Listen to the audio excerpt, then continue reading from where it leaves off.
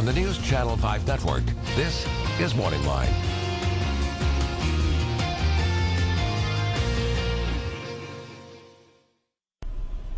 Good morning, everyone. Thanks for joining us on MorningLine. Nick Barris here on a Thursday. Thursday. That means Open Phones Thursday. We're going to get to the lines, take your phone calls this morning on a broad range of topics, lots of news from the past week, whatever may be on your mind. And stick around. At the end of the program, we're going to talk about yoga. Do you do yoga? Downward dog, tree pose, all that? There's a yoga festival coming up.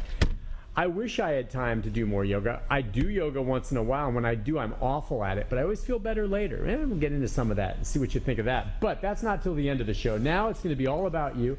Phone lines open, 737-7587 if you want to jump in, and there's several topics here. In fact, I've been exchanging some conversation with many of you on a variety of topics on my Facebook page, which, a reminder, folks, go to NC5 Nick Barris, like me on Facebook, and join in the conversation. I'm doing more and more on my Facebook page in connection with the stories I do here, and I always like to hear from you. So aside from the Twitter, go to NC5 Nick Barris and, join me on there. Friend me on Facebook and get in the conversation. But that gives me some ideas for this morning's show.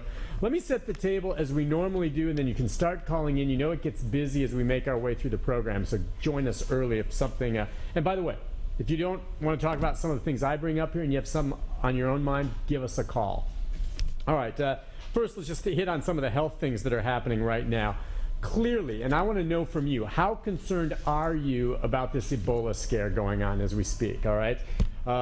There was a report that there might have been a second case of Ebola in Texas right now. The CDC now is denying that, saying that report is incorrect. But we know indeed that there is one case of Ebola in Texas. Let me give you my take on this. And I've had to explain it over and over to my son, who's worried about, oh my gosh, Dad, what's this Ebola going to kill us all? And I truly do believe, and that's the hospital where the Texas Ebola patient's being treated. All right, he came from Liberia. My concern is not so much our ability to contain it. In this country, much different than Liberia and Africa. We have the health apparatus in place to contain it. I am not worried about Ebola spreading. I'm not, if we do things right. And what happened at that hospital was ridiculous. This individual went to the emergency room with symptoms of the flu, possibly Ebola, told him he was from Liberia. They took all the information down, figured, oh, maybe he's just achy from the flu, and sent him away. All right? 2 days later, he comes back to emergency, and they say, oh my gosh, he does. Somehow it was lost in the translation. I don't know if it was the nurse or someone else who took the information down that he had come from Liberia and didn't pass it on and check the guy out. So he has 2 days to infect other people before he comes back in. It's that kind of stupidity that scares me.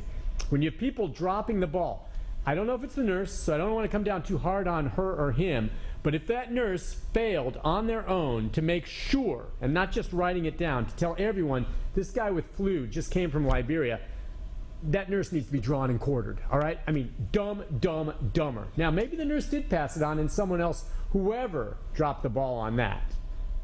That's what worries me. When mistakes are made, that's when Ebola might be able to spread. But if we handle it properly, like the head of the CDC has said, I don't worry about it spreading through the United States. Ebola is something, it's not airborne, it's not easy to catch, there are ways to contain it, and that's what will happen here with these cases. Unless idiots drop the ball like what happened at that hospital. So your take on that, if you want to tell me how concerned are you about Ebola? Yeah, would I be concerned if I was exposed to it? You bet I would. Do I worry that it's going to be something that's going to become an epidemic in the United States? Not at the least. Not at all. Now, on that subject, the one that, frankly, I'm a little more concerned with, and it's not as deadly as Ebola, but it's killed some people, is D68. You know, the flu shot, which, by the way, I'm going to get my flu shot later today. Will you get a flu shot? The flu vaccine does not protect you against D68, which, again, is a strain of the flu that has already claimed the lives of some children. They have found this now in more than 30 states across the country, including now one case in Tennessee, and especially a problem for children that have asthma and respiratory conditions. But this D68 is a harsher case of the flu that you have to monitor with your children. They come down with this, get them to the hospital for treatments. Again, with viruses, though, you can't take an antibiotic. You just have to write it out. So your take on that. Are you going to get a flu shot? Those are some of the health-related things. I wanted to throw a couple more out there for you. What about this situation with the Secret Service? As you know today, Julia Pearson, the head of the Secret Service, has since stepped down after yesterday she was more or less torn to shreds before the House Oversight and Government Reform Committee. And there's the clown that jumped the fence and made it in. He's pleading, by the way, not guilty. I don't know what planet he's from, but he's going down hard. Charged with jumping the fence and making his way, Omar Gonzalez, all the way in to the White House. And how on earth the Secret Service didn't stop him, it's scary. But you know what? We should be giving Gonzalez the tip of our hat for at least exposing the shortcomings of the Secret Service without anyone getting seriously hurt. God forbid the president's okay, but who knows? Now, hopefully, the Secret Service steps it up. But Pearson steps down, someone new in charge right now. What do you think about with the Secret Service, all right? Whether or not you're confident in their ability to protect the president. And closer to home now, in terms of confident in the ability to maintain order at Woodland Hills. Everyone's agreeing more security needs to be in place over there. Yesterday, we are hearing now once again from DCS about them possibly considering changes, which, among other things, would move some of the older 17 and 18-year-old juveniles to adult facilities because they're harder to control. I just think we need to change it, not just moving the juvies to the adult penal system. Let's change the laws a bit that allow the guards inside Woodland Hills, one, to lock doors, two, to be proactive if they have to subdue rioting teens. And what I'm talking about here, it's not guns and shooting and hurting, but tasers, or perhaps paintball guns with pepper spray balls that they can shoot at these kids to put them down. Right now, as it stands, those guards at Woodland Hills can only defend themselves and take a defensive stance, but they cannot be proactive to stop kids from taking off. That's just absurd. That is absurd. Now, I understand juvies can be treated differently than adults, but these 3-time felons running crazy and the guards can only defend themselves, and even then they're not outfitted with any type of weapon. Who on earth is taking a job as a guard at Woodland Hills? I don't know how they're finding these guards. I mean, first of all, they don't get paid a lot. Second of all, they can't defend themselves with any weapon behind there. It's absurd. I don't know where these guards are coming from. If you're someone who knows someone that's a guard at Woodland Hills, or you're thinking of taking a job out there, give me a call, because I'd like to find out if you've had your head examined. That place, the way it's set up now, who on earth would work as a guard at Woodland Hills? Anyway, I think they need to have stricter laws in place, and it's based on state law that allow the guards there to do more to restrain some of these juvies that get out of control. And I don't want a bunch of parents calling in of these kids that are out there complaining about the conditions. There may be problems at Woodland Hills. There have been stories in the past of abuses. They need to be investigated. That happens behind any prison or jail system, and they need to be looked into, which is crucial. But I'm tired of some of these parents rallying and saying, well, my son's out there, unfair treatment. He's a 3-time felon. That's why he's out there. I'm sorry if you don't like the fact that your child's incarcerated out there, but maybe you should have done a better job raising them. So that's my take. It needs to be tougher at Woodland Hills. These escapes are embarrassing.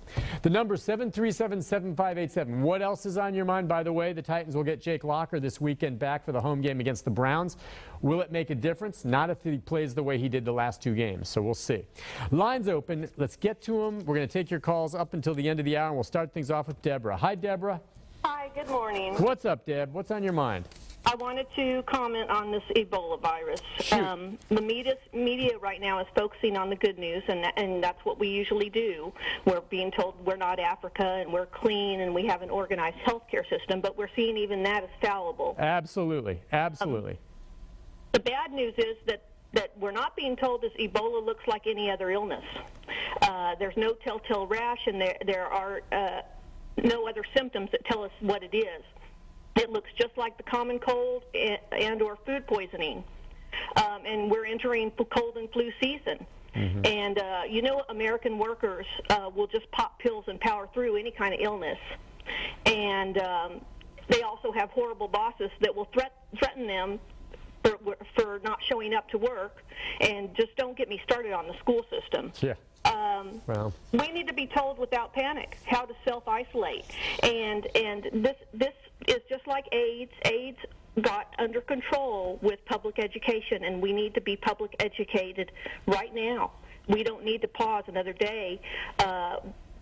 People don't need to be panicked, but they need to be told exactly what they're facing and how to keep themselves clean and how to isolate sick people. I absolutely agree with you, and I think that ball is rolling. You're absolutely right. And if no other reason, as I say, Ebola is not something that's easily transmitted. It's not airborne or something like that. But here's my concern, folks. We talk about wars, we talk about weapons, we talk about terrorists and all this. The biggest crisis I think mankind, humankind, is going to face in the next couple of decades is going to be something like the Ebola virus that becomes airborne, that we have no antidote for, that we have to struggle to find a cure for in a hurry. And until we do, thousands, possibly millions of people will die down the road. Something like Ebola is going to become airborne.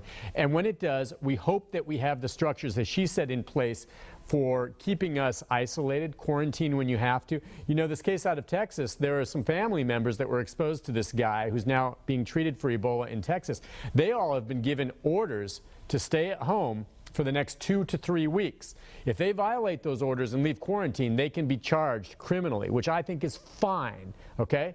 If you're exposed to Ebola, you have a responsibility, not to yourself alone, but to society in general, to make sure that you're isolated, get the treatment, and that it doesn't spread. And I agree with her. More needs to be done, and that ball, I think, is rolling. We're going in that direction. Let's take a break. When we come back, if you're on hold, stay there. A bunch of calls coming in. Whatever's on your mind, one line open. Jump in, 737-7587. More right after this.